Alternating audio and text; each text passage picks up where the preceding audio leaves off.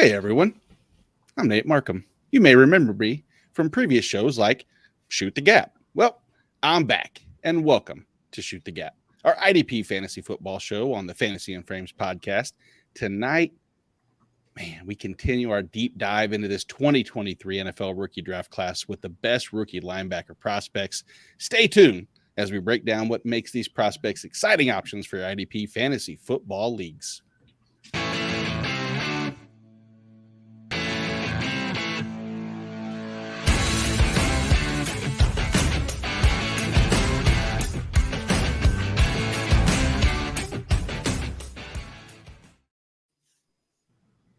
Before we get started tonight's show, make sure you head over to our YouTube page, subscribe for more incredible and actionable fantasy football content and advice from topics ranging from Dynasty to Redraft, DFS, and of course, IDP. We got you covered. Also, make sure you head over to FantasyandFrames.com to read all of our latest article postings and see our player rankings. Remember to hop on YouTube if you have any comments that you want to see. If you are on Twitter, we cannot see your questions or comments. Please head over to your YouTube channel so we can get you in the necessary answers to win your league. Or you can just text Jorge directly. I will put his phone number on the Twitter chat. Hollywood does not have a phone, most likely, because he lives in the podunk. You can send carrier pigeon and or smoke signal to him, and he should be able to answer those as long as they're not related to Jeffrey Simmons' new contract, which just collectively has bankrupt the state of Tennessee, which Tennessee's all over the news today, guys. What a great day for the state of Tennessee, from politics to pro football. Guys, yeah. How are we doing? Yeah, it is. And you didn't even mention the best part. It's National Beer Day. I was getting there. It is National Beer Day. Cheers. I'm not even drinking beer. What a bum. Guys, back, Nate. Thanks, man. It's like but that's hey, I'll take it. It's Friday night, 9 o'clock here, 7 o'clock on the West Coast, so it's still early for some. And we get to talk about possibly, I don't know, from what I would consider value or relevant standpoint, maybe the most relevant of the positions for IDP. I don't know. Maybe that's the IDP Fantasy and Frames question of the week. Hollywood, which position on the field do you believe has the most IDP relevance during a rookie season? Inside linebacker, edge, box safety, corner, defensive tackle. Those are the positions. In case you weren't familiar, Hollywood, had to give you a little quick refresher. Well, thanks for that. Glad you can contribute in some way here, but it's pretty simple, right? Linebacker, safety, edge, D tackle, corners, right? I think it kind of goes in that order. I think one of the questions that I would have is this a position-specific league, right? Because I feel like if it is, it kind of changes it a little bit, because then you're bringing in these position premiums and stuff like that. But just your basic leagues, I think it's definitely linebacker, safety, and then everything else. I think it's linebacker, safety, edge is kind of its own thing, and then D tackle, corner is kind of that third tier as far as positions. So, yeah. But I think corners are they're kind of weird, right? Like in position specific leagues, they're kind of sure. Because I think we're getting spoiled with last year, right? With Sauce Gardner and Tariq Woolen coming out and just freaking lighting the world on fire, right? And I think fantasy owners are going to take that and run with it, and I think that's more of an outlier than it is. Well, and you throw in the fact, granted, these weren't rookies, but you add in Kenny Moore and L'Jarius Sneed, and all of a sudden these corners are starting to have more relevance on a consistency basis. Jorge, I have a question for you as far as in relation to what Hollywood said, as far in regards to the position change, a la like true position. Let's say some of these outside linebackers get clumped in just to the edge rushers. At that point, does the inside linebacker or off the ball linebacker actually become even more important from an IDP standpoint because it is reduced but in scarcity? That is a great question. And I'll answer that with another question. With the fact that you're seeing a lot of inside linebackers out of college showing prowess in rushing the passer, as opposed to traditional outside linebackers, does that make inside linebackers, which already had a high floor, having even a higher floor now? But that's not really answering your question, so I'll get back to that. But but it's even without answering the question, it does bring up a paradigm change across the linebacker position, which is what I think we see every year anyway. I mean, I think that's the goal of staying ahead of the curve, is understanding these changes across the defensive line, defensive fronts, and being, I guess, proactive aside from being reactive. I think that's kind of the age-old adage that applies to about everything in the world, if I'm not mistaken, right? Sure. I will say, though, while I do agree with Hollywood that, obviously inside linebacker is you're getting the pathway to the tackle volume, and that's going to help establish your floor as a fantasy player. Right. Tell me if you've heard this before. Depending on landing spot, this could be a great, so-and-so position. Aiden Hutchinson, great example last year. Detroit Lions, you knew he was going to get clear path to snaps. You knew he was highly talented coming out of college, out of Michigan. You knew the Lions were going to be kind of playing in a kind of a come from behind situation where he was going to be on the field more. So you have all these factors coming together. You have this situation where maybe edge could be a play to have in terms of value. So if you want to go even a step further, I think that then we'll define relevance in terms of ceiling versus floor. And I think that we've discussed this at a couple different times, is I think that box safeties, what we've seen in the last 2 years, has created the quickest ceiling play. Last year we saw 2. I mean, Jalen Petrie and Jaquan Brisker both were top 15 at the position, and you have to go pretty far down to find a linebacker at that same relevance, if any. I mean, take a look back. And again, landing spot was huge. Quay Walker, first linebacker off the board last year, lands, in Green Bay, not a clear path to playing time. Where do we have to go to find one that actually stepped in, who we thought would be maybe Devin Lloyd? And then what happens? They end up that whole fiasco with multiple different linebackers. Is it the 3rd round before we really saw one that fit an ideal spot? Is that as early as we had to go, or as far as we had to dip deep down? It kind of feels that way without looking right back at the draft board. And that was Christian Harris, is who I'm referencing in round 3. That's the most relevant. I mean, as far as standing overall value, I think he was the most valuable in the first 2 or 3 rounds. And even then, he had to compete with Kirksey and Grugier Hill for snaps there. Ironically, somebody like a Jaquan Brisker, a defensive back, who, again, you talked about the box safeties, like those, again, clear path to snaps, tackle volume was there. It's all, of course, if you're talking Dynasty, your roster and how that plays into a certain situation. But for redraft, you could find steals in terms of high floor fantasy value in these defensive backs positions later on in your drafts. That theoretically, in terms of like fantasy output, could get you just as much points, get you just as many points as a linebacker or an elite edge rusher. Yeah.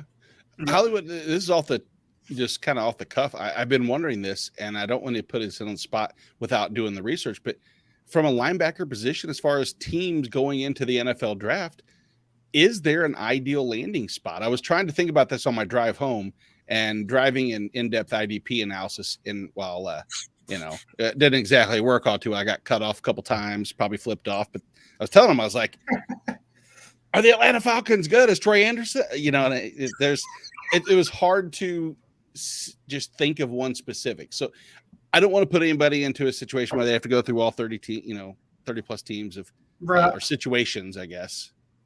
But maybe we'll circle back. Well, a quick couple things, I guess. Don't you feel like IDP, as far as I was listening to you and Jorge talk, don't you feel like IDP position-wise is kind of changing? And that's a good thing about IDP, because it's ever-changing, right? So so old school, it's linebacker, safety, defensive line, right? And then you get into the position-specific stuff, and then it's more of, well, you want your middle linebackers, your inside linebackers, and then you want your strong safeties, right? We kind of went through that era.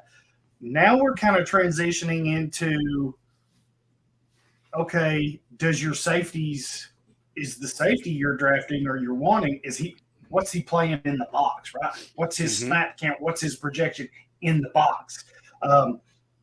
Linebacker, it's kind of the same thing, right? Is he playing on the outside? If so, we want to know what he's playing inside, right? That inside lane. So same thing with kind of corners in a way, right? Because now it's kind of transitioned to you're wanting that slot corner, which I just found that how IDP, the positions stay the same, but everything kind of changes or evolves with him, if that makes sense. Oh, it does. But we saw that last year. Honestly, if you look at the one person who you were extreme, I think you might have been higher than everybody else in Kyle Hamilton. And it took Kyle Hamilton about 11 games last year to start playing more of that slot kind of nickel / dime hybrid role.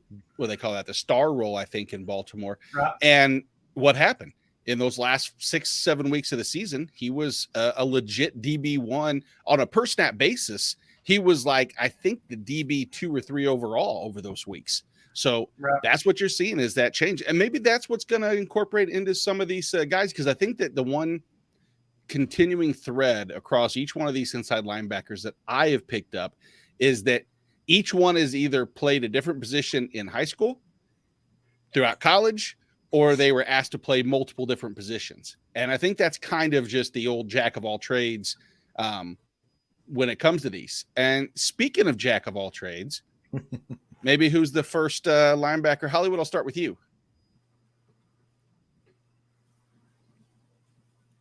Hollywood, you. Is there a lag, Hollywood? We just got the internet situation fixed. Damn it. And I just had a good segue too. Oh, so good. Wasted. No, I heard you. He just didn't like it. Well, he's like, care. I'm just going to pretend like you come back and you come up with good segues. I'm going to squash that by just drawing it out. Son of a bitch. Sorry. Well, that's what you get for not coming around as often. True. I deserve that. Yeah, Jack Campbell, right? The University of Iowa, 6'5", 245. He's a 4-box check stud, I think. Because size, football IQ, athletic testing, and he's got proven production, right?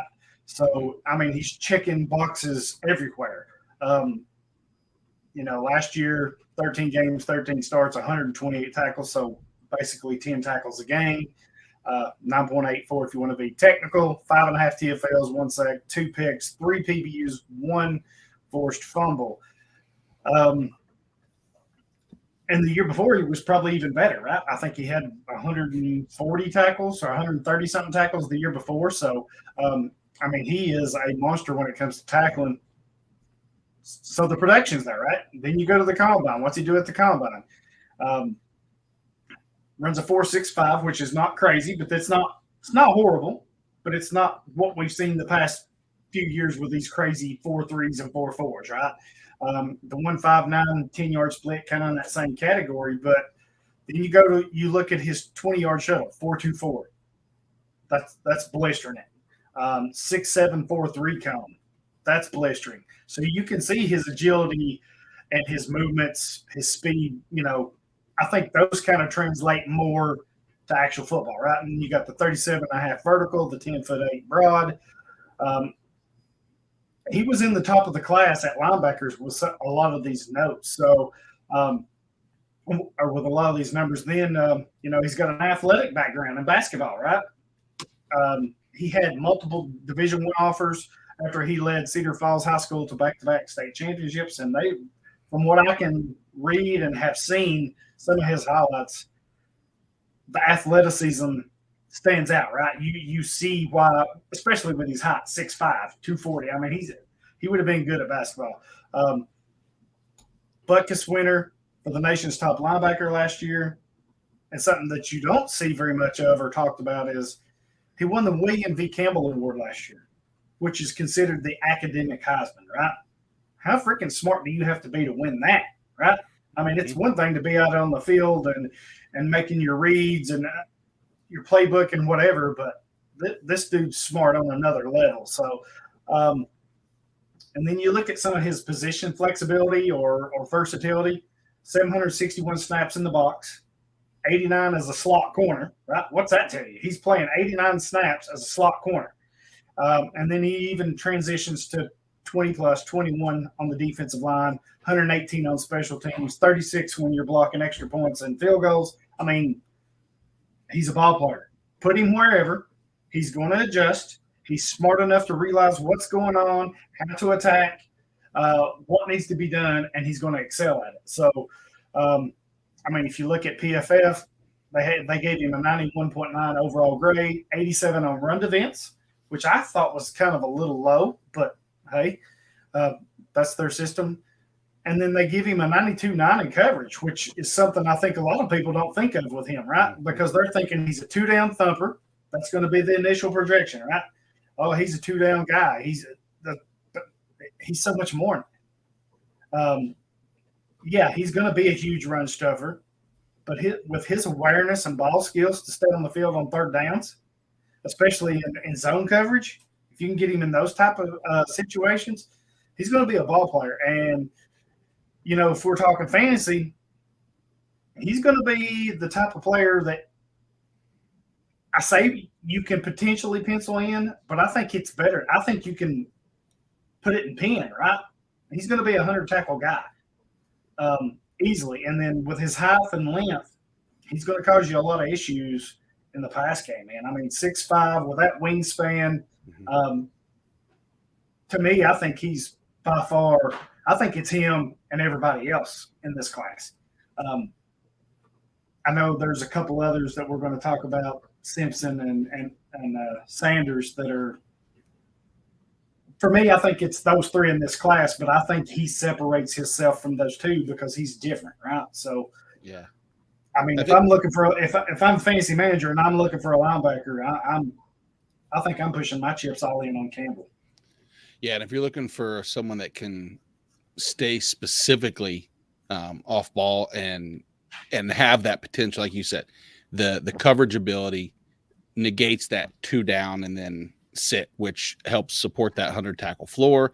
If he can be a 3-down backer, obviously we could say this about everybody. I'm going to hope this is the last time I say landing spot because we don't know, but you'll know that. That's the one nice thing about this situation is going into the draft, wherever they end up, we'll have about a 80% idea if they're going to play from day one, or if that's going to be even a development second year type thing. You know, it's just wait and see type approach. And there are plenty of teams. I think we will get to a point where we start discussing this at maybe in a later episode, ideal landing spots, or as we get closer to draft, to see just where he ends up. And I agree with you. I think that if I am an NFL team and I'm looking for a middle linebacker, he's probably the safest play of the ones we're going to talk about. I think the one that could step into most systems and be a day one starter.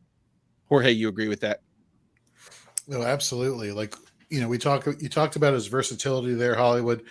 But, when I'm going through all the different scouting profiles and looking at the different metrics here and there, the one thing that just screams out to me is this dude is like your prototypical middle linebacker, run stopping, tackle volume accumulating, just monster of a human being.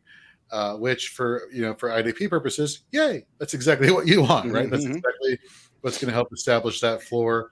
I think he's getting labeled into that though, right? And I think he's a better with his coverage skills. I think he's more than that. A lot of people are going to say he's 2-down guy and that's it. And I don't think that's fair to him.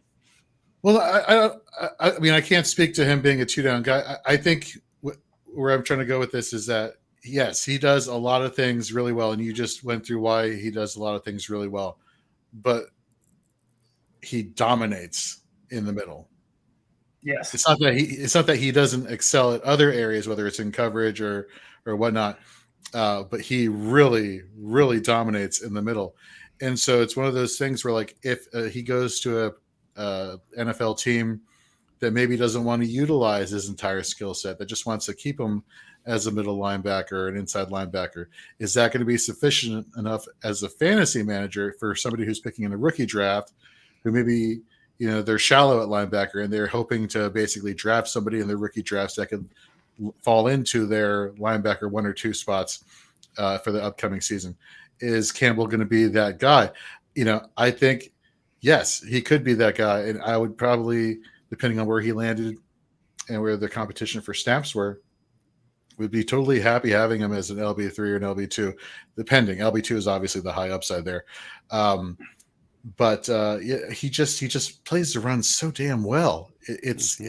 He has, like I said, he has that floor established already, I feel, wherever he goes. And if he is just limited to playing inside, well, that's not going to hurt his stock, I don't think, one bit. No. And I mean, like I said, it's always nice to be a Butkus Award winner. What's also nice is a finalist, being a Butkus Award finalist.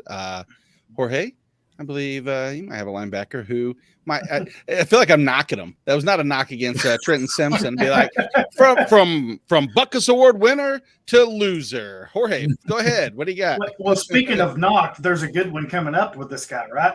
Yeah. So first of all, Trenton Simpson, who I'll be talking about, 6'3", 240 out of the University of Clemson, was a 2022 Butkus Award semifinalist. We don't say loser.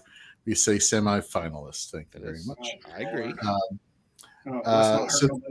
I know. He got a participation trophy for it. Exactly. He got exactly. Stop it, Nate. Just stop it. He's 6'3", 240. I ain't talking shit to him. Trenton, you get it. Going back to his metrics back in 2022, 72 total tackles, 41-31 solo to assists, 4 TFLs, 3 passes defensed, 2 forced fumbles, and 2.5 sacks. You go back 2021, 64 total tackles, 41-23 split, 12 tackles for a loss, 2 passes defended, and 6 sacks. Right off the bat, University of Clemson linebacker can do it all. Who's the name that we all in the fantasy circles immediately jump to when we think about this player comp? It's Isaiah Simmons. And I think that is probably one of the most unfair comps there are out there for this linebacker. I saw this one scout say, basically, here's the difference between Isaiah Simmons and Trenton Simpson. Simmons was a larger defensive back who was asked to play closer to the line of scrimmage in the box as a linebacker, whereas Simpson is more of a traditional size linebacker with the athleticism to play well in space. So linebacker first, defensive back coverage person second, which fantastic.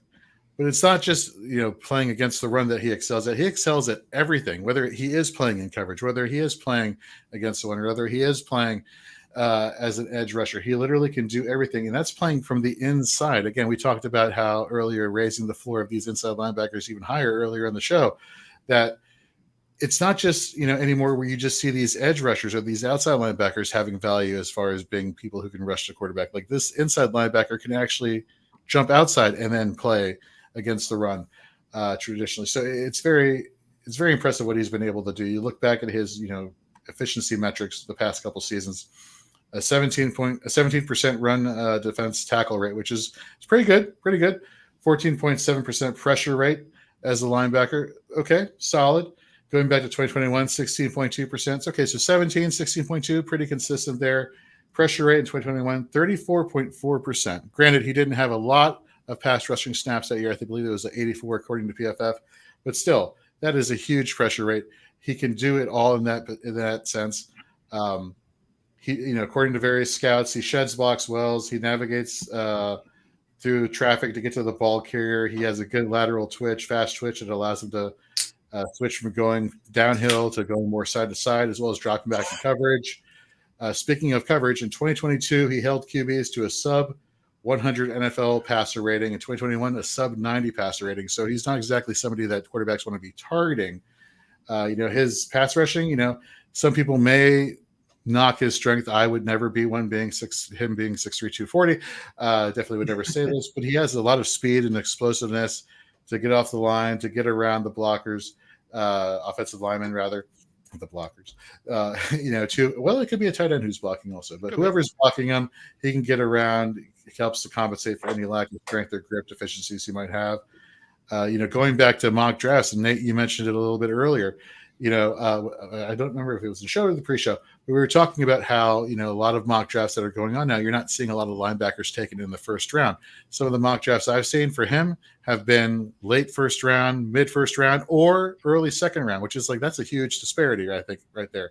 Mm-hmm. What I have not seen though, is many analysts saying he is not probably the number one linebacker overall. And here's the thing. We as fantasy managers, we have to really do a really good job of distinguishing between, is an NFL linebacker or is an NFL player who's really good in college, going to make a good fantasy player for you at the next level. Right. And so we talk about how Simpson can do everything, whether it's rushing the passer, being an off-ball linebacker, or playing in coverage. Great. And if he goes to the quote-unquote right landing spot, you thought we were going to get away from saying that this episode. So. We are not. Pretty sure that's going to be something that's being brought up with every single player we'll be discussing today, as well as every other rookie for every single rookie breakdown we do. Correct. That notwithstanding, if he goes to, let's say, a team like the Arizona Cardinals, which God forbid, right? Yeah. Or the Las Vegas Raiders or the Buffalo Bills or even Washington partially, even though they got Cody Barton, but that's just for a year. It's a fluid situation there. Anyhow, he goes to a team who wants to utilize his versatility. Does that help or does that hurt his fantasy stock? It's one thing if you're put into a position and it's here, you're going to be playing a bunch of snaps at this position. You're going to accumulate your stats from that position. You're going to establish your quote unquote fantasy floor from that position. Well, if you're taking away his linebacker snaps and you're playing him more in coverage and he doesn't get a lot of tackle opportunities or pass defense opportunities, well, that's not good. If you take him away from being an edge rusher, well, then you're taking away the sack upside. You're taking away the TFL possibilities there, or the quarterback hits. So again, landing spot dependent, but he has the ability, if he's just left as an inside linebacker, to go out there and do the job. The question is, is it going to be too much for him like Isaiah Simmons? I guess this could be the one comp we could make to him. That is it going to confuse him too much playing all these different roles in his rookie season? I don't personally think so. All the reports I've read about him saying he has a high football IQ, therefore he can handle a lot of these different roles that could be asked of him. But, we talk about Jack Campbell, earlier, can dominate inside. What we see from Simpson has been, he's been able to dominate across. It's how they say the expression, you're either really good at one thing or you're really good at several things. I feel like master of none, jack of all trades. Jack of all trades. He reminds me of a jack of all trades who it varies. 1 week he's really good at, run D, and then the next week he's really good at edge rushing, and the next one he's really good in coverage. So you don't know when that's going to happen and how that's going to fluctuate.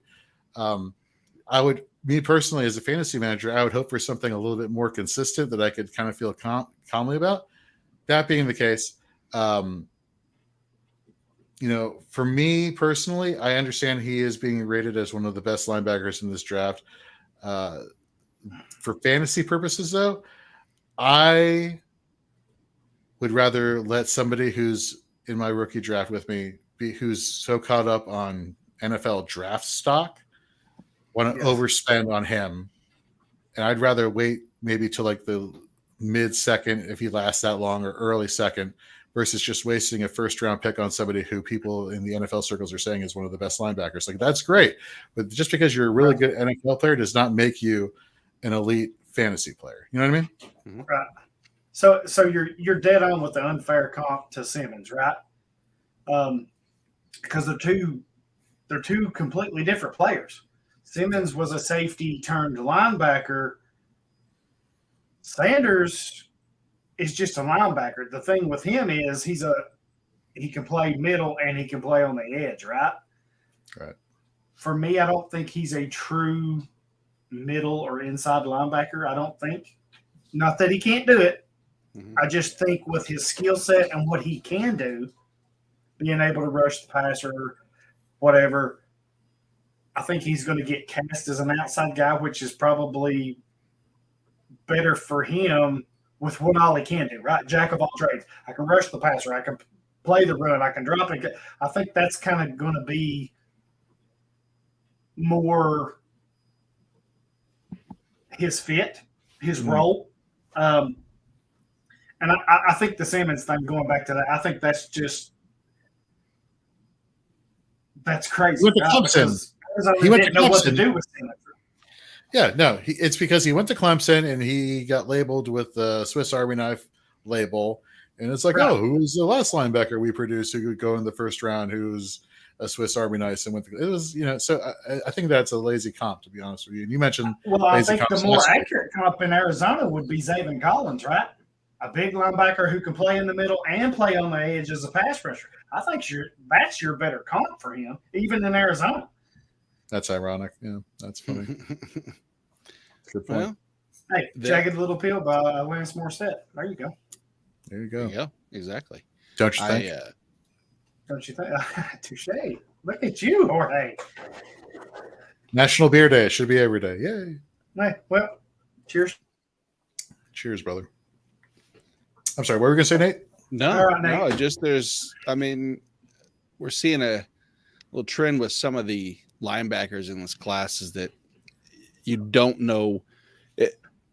Again, landing spot dependent because the situation. Hold on, it's not about landing spot dependent upon that. It's because of the coaching style and how they want to deploy him. Because it doesn't matter. We can pick out a spot where it might be ideal, and then all of a sudden their defensive coordinator thinks that Simpson is best used in a strictly blitzing format. And if that's what he's corralled to do, and that's what he's like, I guess, mitigating of his talent, you have this floor that can be a little, I don't know, devalued, and you limit the ceiling. I look at a person like Ivan Pace Jr., who I love his tape. I do. He's squat, 6 foot, 236. He was the AAC Defensive Player of the Year. He's PFF's top graded linebacker, 93.2. He also is PFF's number 2 graded run defender, number 3 graded run defender. So he's great against the run.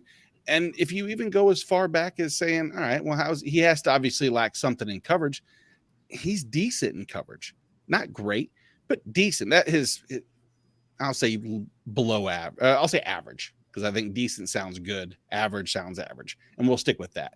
But he excels. You were talking earlier about that 34% pass rush or pressure rate, I believe is what it was that I heard you say. Yeah. Last year, Pace was 11th in the NCAA with 55 total pressures, which is a 30% pressure rate.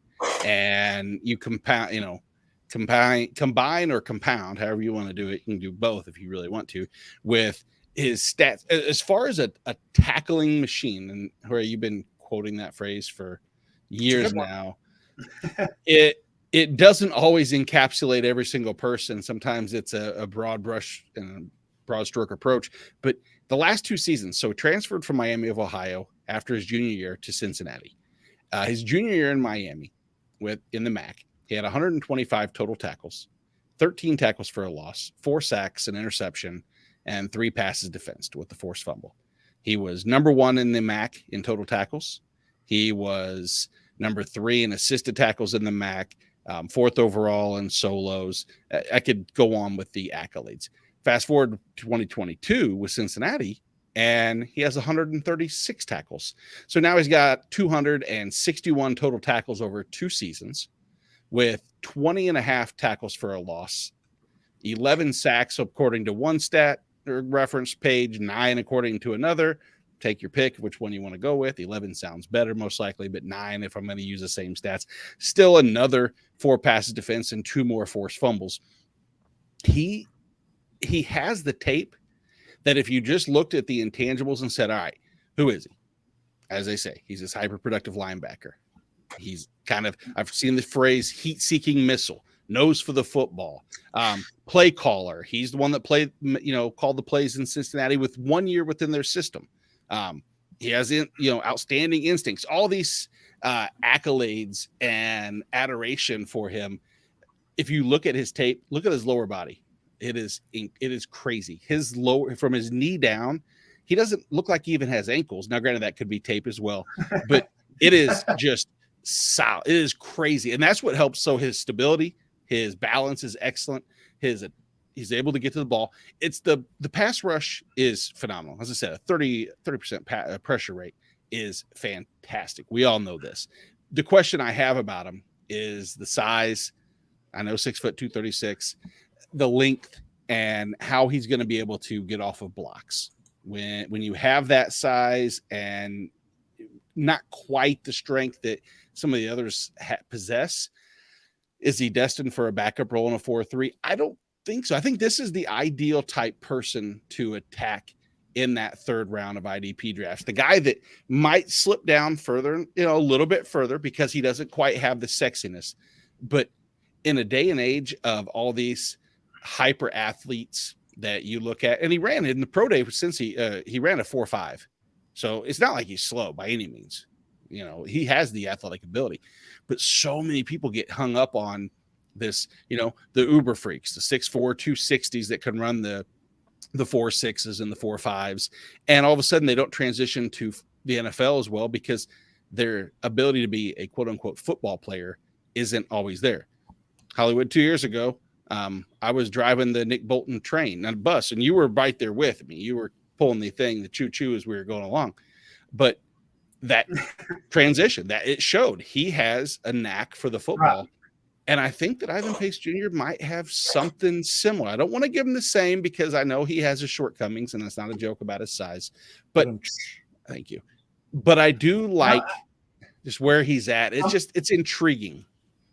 Right. And I'm with you, and I purposely left him off our show sheet because I was curious to see if either one of you would pick him and what you had to say.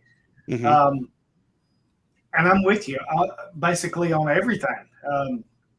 If some of our listeners or whatever follow me on what I do with Patreon, then they know how I have him graded, right? I mean, his production is off the charts, right? With Cincinnati. I mean, it was insanely off the charts, but that's the kicker, right? It's the 1 year in Cincinnati's system. Is that it? I mean, is that an anomaly, or is that what we're going to see going forward? And it's hard to ignore that type of production when it just stands out because, I mean, he was head and shoulders above everybody. And I was interested for one thing. I said I'm curious of one thing. Is the 55 solos and the 81 assisted tackles, how that translates to the NFL with their grades for assisted tackles? Is Cincinnati and in the American Conference, are they a little bit generous in that, hey, he was close? I mean, he had 125 in the MAC too with Miami of Ohio. Yeah, so but we see that in the NFL too, though. You see that with Buffalo, Green Bay. They're widely known for being team friendly, given those tackles, right? So hope he doesn't end up in he could end up in Buffalo. I would take that.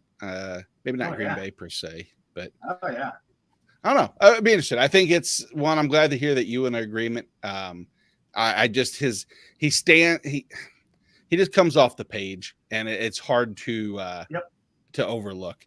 Who else you got, Hollywood?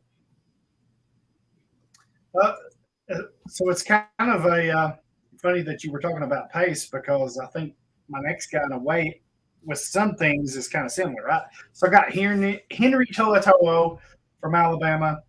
Of course, he played 2 years with Tennessee before that. Last year, 13 games, 13 starts, 94 tackles, 45 solos, right? 8 TFLs, 2.5 sacks. The year before, I think he had 104, 106 tackles and led Bama. But he's a player kind of like Pace, right? A lot of them have assisted tackles, even at Tennessee, even at Alabama. And I'm okay with that. Naturally, you want the solo tackles because that's where your points is at. But the assisted tackles kind of tells me, hey, he's around the ball a lot, right? And, he's there. He's at least putting himself in a position to make those plays. So, again, at the combine, 4.62, not great. Kind of Jack Campbell numbers, 157, 10 yards, kind of same thing. Ran a 4.420, a 32-inch vert, 9-inch broad. Not eye-popping or wowing numbers, but if you watch his film, I think he's better than that, right? a top 50 national high school player from De La Salle High School in California, which is a national powerhouse at the high school level. Was a 2019 freshman All-American at Tennessee. First team All-SEC in 2022 with Alabama. Second team twice, once with Alabama, once with Tennessee. If you look at PFF, which I think a lot of people do, right? Whether you agree with them, whether you don't, I think it's interesting. I won't say that I agree or disagree, but I think their numbers are interesting. It's another metric or stat or whatever you want to call it to look at. But 70.4 overall, 72.1 run defense, 66.6 coverage. And you're thinking, why are we talking about him, right? I get it. If you're looking at those grades, that's not real good. But go back and look at his tape. You won't find a more intelligent and instinctive player than he is. Even Nick Saban said it, right? He is one of the smartest intellectual players that he's ever had. And I think that goes a long way, especially from Nick Saban, right? Just think back of all the players they've had over the years. That's saying a whole lot. He plays with a controlled physicality that you don't see often, right? And it's a controlled effort. What I mean is he's physical, he'll hit you, whatever, but it's not a reckless abandonment, right? He's not just flying in there willy-nilly and just downhill, hell-bent forever, right? He's processing the play, sees what he's doing, and he goes after it and gets you. Like I said, his combine numbers weren't the type that wows, but that game film, if you watch it, it shows different. Has good mobility and speed, solid coverage abilities. And when you combine that with his football IQ and his feel for the game, I think he's a plug-and-play option for any team. And he can easily be a player that's trusted as a captain role, right? You plug him in, he's going to know the playbook. He's going to get people where they're supposed to be. He's going to know what's happening at all positions. I think his floor is probably as high as any. Is his ceiling that high? Probably not. I think that ceiling comes down with overall expectations, skill set or whatever. But if you'll give me a player with a high floor, I can work with that, right?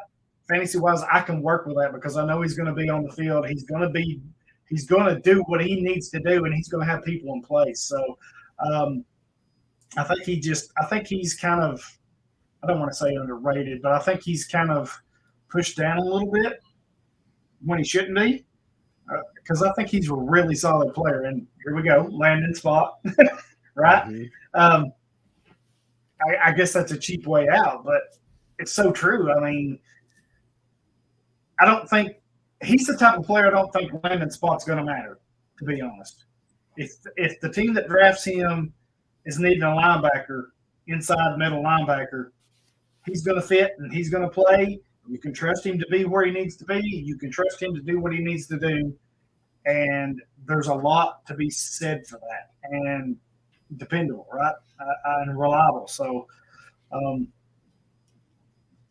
man, I hated to see him go to Alabama, but it was kind of the smart move, right? He got a national championship out of it. And now he's one of the best linebackers in a weak class. I give you that. But still, I think he's definitely one of the best linebackers in this class. Yeah, and I think that seems to be the common theme is that no one stands out, but at linebacker, man, the one positive trait that can always supersede everything else is just being a football player. And that's one thing that he does possess, is the certain intangibles that you don't always say. Right? You can't. He has things you can't teach. Right.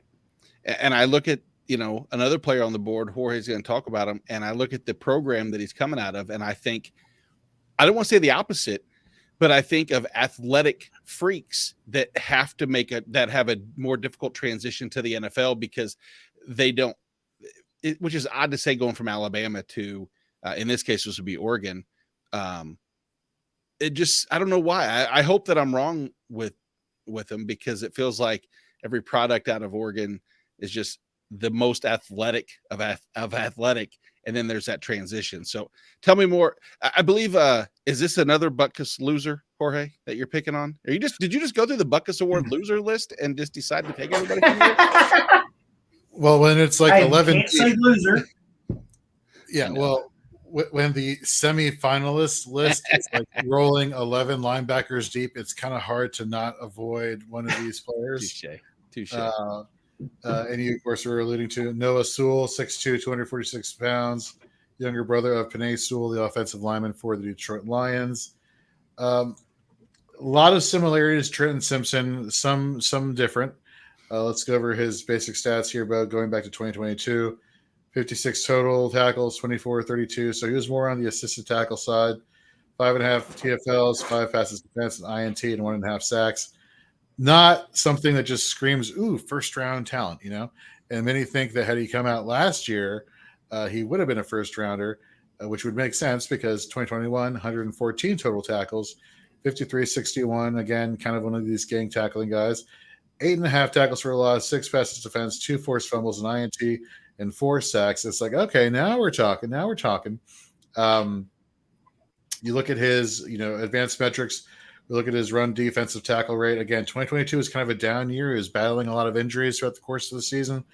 He didn't actually practice, I want to say, most weeks at all. He was more of just a walkthrough type of player who then got on the field and had to just deal with what he had to deal with. But he had a 13.9% run defense tackle rate, a 19.1% pressure rate. You go back the past 2 seasons, though, now we're seeing some consistency that is more typical of his play when he's ready to go at 100%. A 17.1% run defensive tackle rate, a 34.7% pressure rate. 2020, 17.9 tackle rate, 22% pressure rate. So that's kind of the production you're kind of seeing, the upside here with Noah Sewell. As a run stopper, again, just like Trenton Simpson, excellent at navigating his way through traffic and finding the ball carrier. He's a massive human being who just eats space, who has the speed to get after the ball carrier.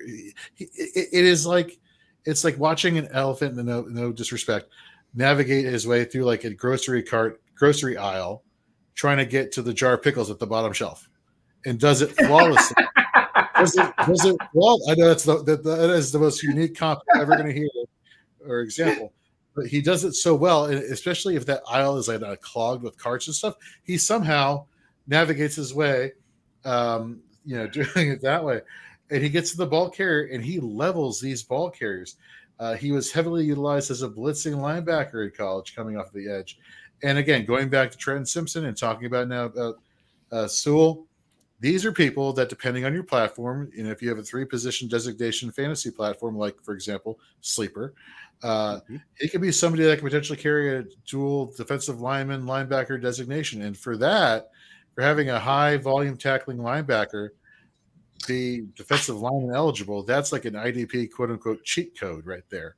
So again, something to pay attention to in terms of position eligibility going forward as we get closer to the start of the season.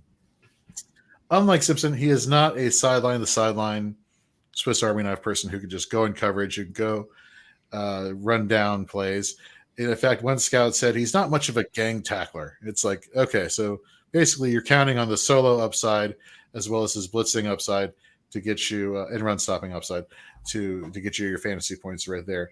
But again, it's that dual eligibility thing I really want to hammer home here that really makes him somebody that could really benefit you for fantasy leagues. Again, most mock drafts I have seen, he's been going behind Trenton Simpson late first round. But Nate, you even mentioned it earlier. Like a lot of these, Bucky Brooks and Mayock and whoever else, like these analysts are not even getting these linebackers in the first round anymore. They're falling to the second. So again, and one of the comps said that Sewell was a starter-worthy player in the NFL. So that's not exactly a horrible comp to have. Now, here's the thing. You say starter-worthy player. Okay, fantastic. For fantasy, the light is on already. I'm paying attention to this player. What does it mean in terms of where do I want to draft him? Now, originally I was thinking, okay, well, he is what he is. He's a good run-stopping big linebacker who can lay the wood and get you those solo tackles and get you those fantasy points with some edge rushing potential and upside. Mm-hmm. I'm a little concerned about his last year at Oregon. That I understand the injury situation. I can understand that to a certain degree, but he's going to get banged up in the pros as well. So what's going to stop that high elite production from coming in, and what's going to stop him from coming in and maintaining that high elite production he had his junior and sophomore seasons? I don't know. I don't know whether or not this is a concern to have. But for me, I wanted him to be a mid to late first round pick, just because I want my IDPs to be people that I know what they do, and I know that what they do it well. And I know that as an inside linebacker, he is a really good run stopper, and he gets you that blitzing upside to get to the quarterback, to get those tackles for a loss, or get those quarterback hits, or get those sacks. That being the case, now that I'm thinking about it, and you all brought up very good points here, I am slightly concerned that his ability to not play well in coverage could take him off the field on third down situations. Yes. Which that being the case, that kind of makes me want to drop him to a second round rookie pick, just for that value. When I think about first round pick, I want people who could do it all, be on the field at all times, and maximize the opportunity to get fantasy points. So I'm thinking second round, definitely second round. I would not, if he slipped to the third round, I'd be like, this is criminal. Yes, immediately I'll grab him in the third round. He should not be getting past, I think, the second round into the third round. But I would wait till the second round. I would not overspend for a first round pick. Yeah, his coverage deficiency is what's going to kill him, right? And that's my biggest hang up on him is his coverage skills. And I kind of was talking to somebody, and they were like, "Well, Oregon was kind of trash last year on defense, right? So he was trying to cover up for a lot of deficiencies that they had defensively." And I was like, right. I get that, but still, he should have had at least a little better marks or grade in coverage. So that concerns me. And being as big as he is, right, I kind of wonder if he's going to push out to an outside guy, right? Outside linebacker type role. I think those two are just the glaring issues for me. Kudos to you, though, for the elephant remark. That was good, right? Which is, yeah, it's great. I love it because if anybody has followed me on the Dead IDP grind stuff, they knew that when we were talking about Brian Breezy, the defensive tackle from Clemson, I made the comment that his high school tape, he looked like an elephant playing among cats, right? And that, because he was so much bigger than everybody, and you got all these, I say kids, but you got all these little guys running around, and he was just a monster out there, right? And it was kind of like, cats just scurried from him. So I thought that was funny that you brought up the elephant comment, because I had the same thing with Greasy, elephant among cats. So. And we'll never forget Nate, now. You're going to have to step your game up here, Nate. Me and Jorge is just freaking slaying it right now. Well, yeah, like getting to the ball is like getting to a jar of pickles. I feel like that's going to be the analogy the rest of the year. First of all, anybody that eats pickles, fuck off. What? You like pickles? You don't like pickles? Fuck no. I ain't touching a pickle. I ain't smelling a pickle. I ain't seeing a pickle. Don't even get them in my vicinity. I will straight jack your ass. Are we talking about like the I think. Yeah, I don't think he cares. I don't think he cares. I don't think he's identified. I don't think he's going to make this. I don't care what kind of pickle it is. Yeah, I didn't expect him to be like, well, technically, I'm only talking about kosher dills. I love my bread and butter, but yeah, nobody thinks that. No one's going to jack you if by defending the I love pickle class. So I won't use a pickle analogy then. I'll say that this next player to me is the type that if we had a rookie draft prior to landing spot, ding, ding, ding, that you could reach into the proverbial grab bag of beers and you could either pull out the Busch NA or Hollywood, you grab your Budweiser. What I mean by this is that based on some GMs, NFL personnel, this particular linebacker might be best suited to not actually be an inside linebacker where he excelled last year, after changing positions and playing there. It is that he might be better edge rusher or outside linebacker. And I'm speaking on Drew Sanders. Drew Sanders, who I believe proved to me that he has the ability to play inside linebacker. He's 6'5", 235, 103 tackles, which led the team. I mean, he was 5th in the SEC for crying out loud. 63 assisted to 40 solo. So good solo to assist ratio on a team that's, Arkansas, contrary to your hate towards him. You do hate Arkansas, don't you, Hollywood? Or are you indifferent? Oh, yeah. Okay, just assume. I just want to make sure before I start building up Arkansas and say wooey, suey, or whatever the hell they say. Pigs and hogs as they should be on skewers. They should. And he did. He skewered up the opposing offenses pretty well with 13.5 tackles for a loss, 9.5 sacks, which led the team. And which, by the way, that 9.5 sacks was second in the SEC, only behind Will Anderson, who was the most preeminent, I'd say pass rusher in the league, not named Ivan Pace Jr. Boom, Ivan Pace Jr. for the win. But I digress because there are some negatives to Drew Sanders' game. I don't want to go straight into the negatives, but the 22 missed tackles and the idea that NFL personnel see him as a quality pass rusher on the outside. What concerns me about that is just getting kind of mixed into the fold. And that's a tough, especially with this changing position situation that we have going on across IDP. You start throwing a not raw out edge rusher, because I mean, as we know, and if you don't know, Drew Sanders was the number one player in the state of Texas in 2020, the number one player in all of Texas. So he had the pedigree, 5-star recruit, signed with Alabama, didn't really sniff the team that much, played a lot of special teams, but broke the starting lineup in 2021. Of course, the surgery on the hand led to him transferring to Arkansas. They changed him from the edge to linebacker. And again, those 22 missed tackles go along with, learning a new position. I'll give him that. First year as a starter there. I love what I've seen from a comp standpoint.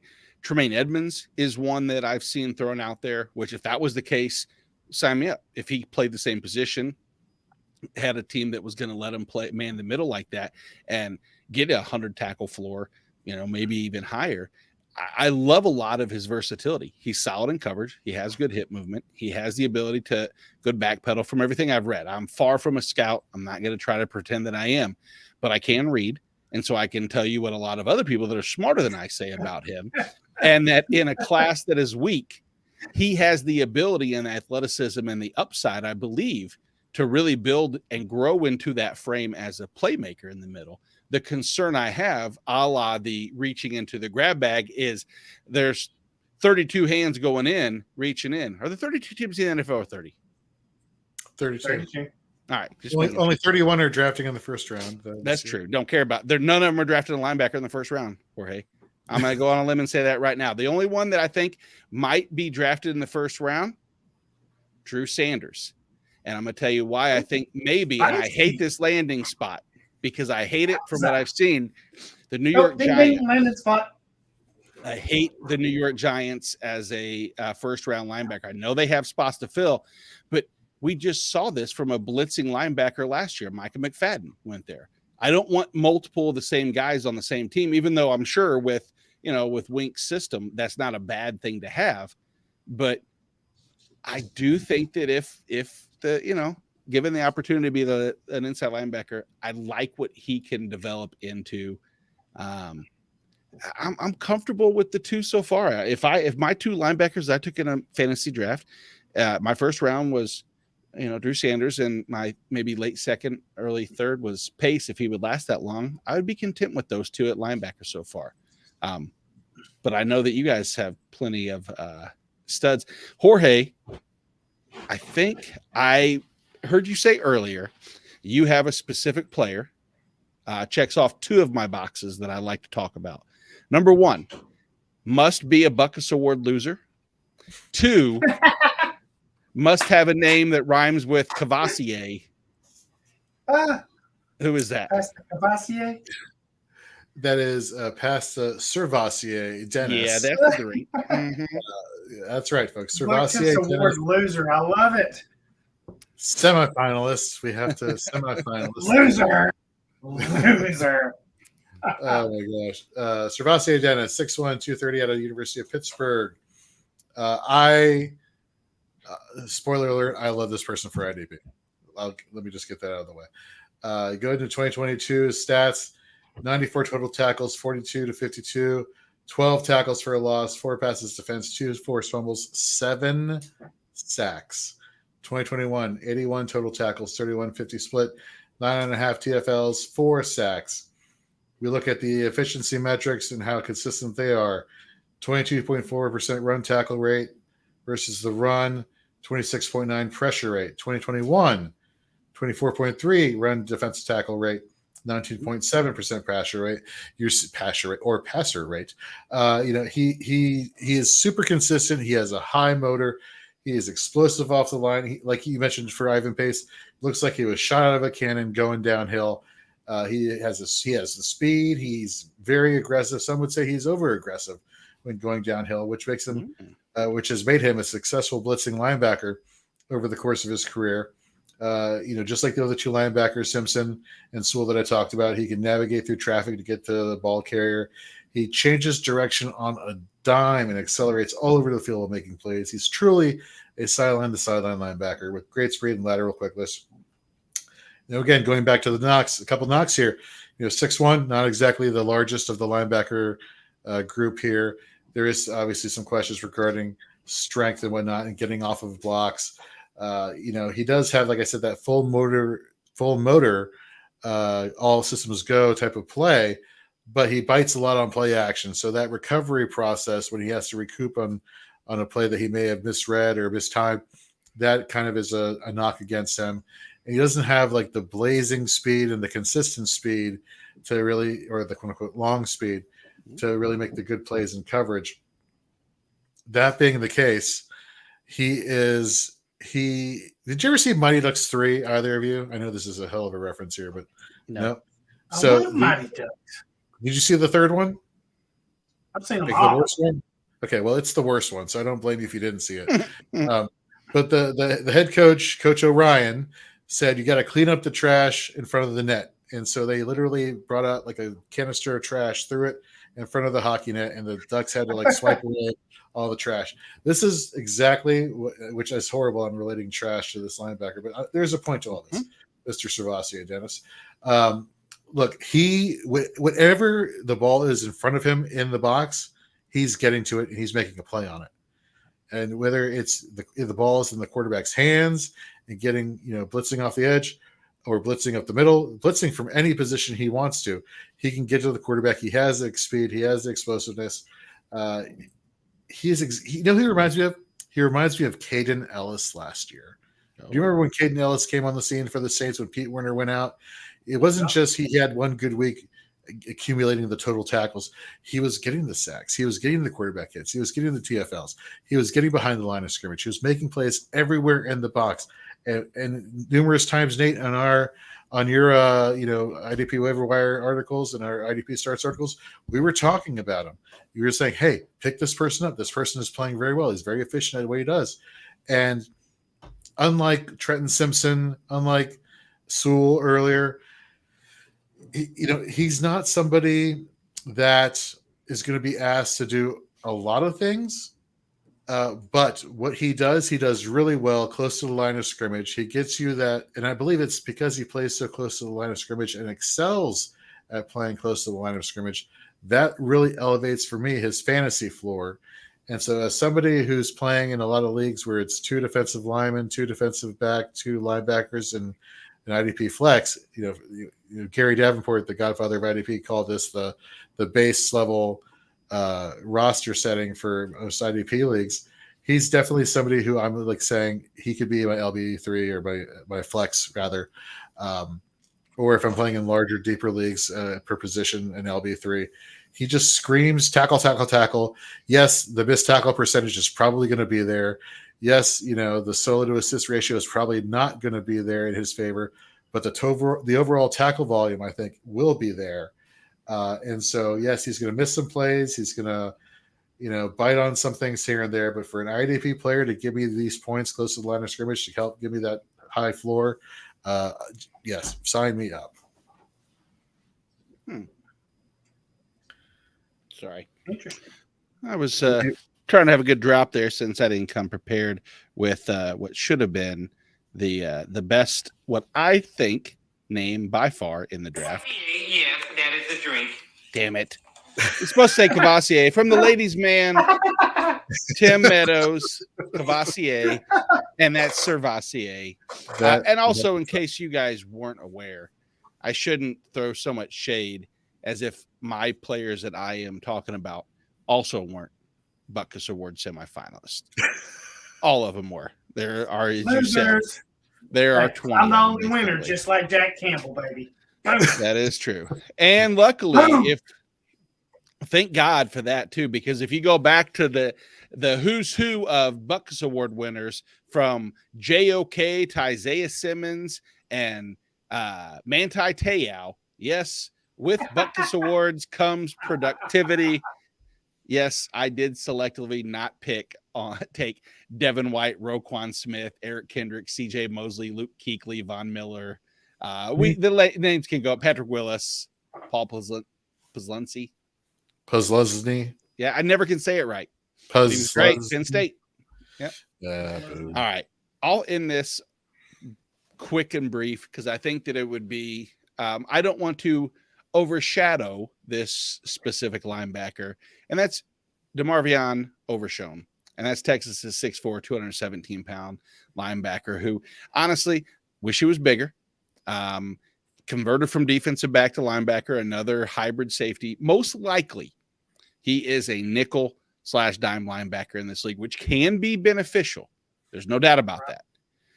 If you look at last year, 96 tackles, 10 for a loss, 4 sacks, make that 9 for the career, 5 passes defensed. He can kind of do a little bit of everything. Not the most exciting combine. This doesn't sound like a real high way to go Overshown, but he has the ability to grow a little bit and continue to evolve into that multifaceted linebacker. The one thing I took from his tape while watching last year was that every sack he had, it was basically unopposed. He just, on the blitz calls, he was able to get through the gap. Granted, it's easier to get through the gap when there's nobody blocking you, but that is pretty much what he did. And that's not trying to knock him. And I love the versatility that he brings. But I do think that for a player who is going to get a lot of accolades, I think that he's going to be better fit into that hybrid kind of, like I said, nickel dime role. The one thing that I like is I love the fact that he goes by Agent Zero. That was his nickname because he wore the number 0, cleverly titled. And now the NFL can use the number 0. So I have now had 2 players, both Pace and Overshown, that wore the number 0 that actually want the number 0 in the NFL. So we'll see if the number 0 is because that's the total amount of, games that they play next year, because that's an opportunity. That's a possibility, not to knock them, but there is distinct downside for both, but without going too far into Overshown, he does have good sideline to sideline, despite an underwhelming combine. He's good NFL speed, and he does look the part on tape. I just wonder if there's a true position for him in the NFL. We'll see, right? Indeed. So, guys, it's going to do it for this week's show. Hey, number 1, don't forget to go ahead and drop a like, subscribe before you head out, and go over to all of our socials. Follow us, at least me and Jorge. Hollywood, it's kind of a mediocre follow, but whatever. You can still follow him anyway because he needs the followers. He gets bored. And you can follow us for our latest new content that we're producing for all of your fantasy football needs as well. You can head over to fantasyandframes.com to read, view, watch more of our fantasy football content. And don't miss out next week's Shoot the Gap show when I will be back. So if you didn't have plans next week, you do. I will be back talking rookie prospect cornerbacks, the most exciting of all positions, of course. But like I said earlier, guys, we kind of talked about that. Corners and are starting to make a case for some IDP relevancy, especially depending upon your league. maybe if you're in a cornerback heavy league, we'll give you all the details that you might need to win that specific league. But I hope you all enjoyed the show. It was a blast being back with you guys. I can't thank you enough. I didn't sign off on that. I didn't sign off on you being here next week. So there's still TBD, as they say. Carrie could join. We might have this bottle of bourbon that might step in, both of which are, I'd say, pretty consistent with your quality of content. So we shall see. No, hey, but I'm going to talk to Boss Man about this. You're talking to him. Me. See this right here? Oopsies. Yeah, what? Boop, boop, boop, boop, boop. Really? Yeah, that took a while. I mean, we will just let anybody on anymore. I know. Oh, It was fun. Thank you, guys. it was fun. I've missed you, brother. No. We'll see. We'll see how corners go next week. There you go. All right, y'all have a good one. We'll do.